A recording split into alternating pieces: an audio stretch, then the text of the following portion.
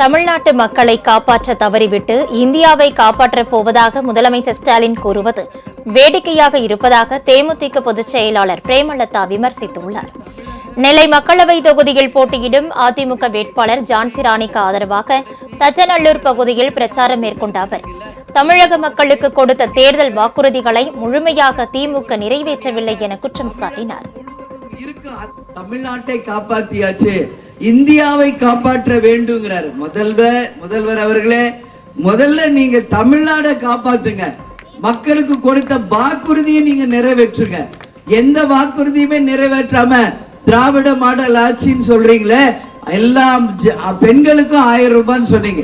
இன்னைக்கு எல்லா பெண்களுக்கும் சமமா 1000 ரூபாய் கொடுத்தீங்களா அப்படின்ற ஒரு கேள்வி பெண்கள் சார்பாக உங்க முன்னாடி நான் கேட்கிறேன்.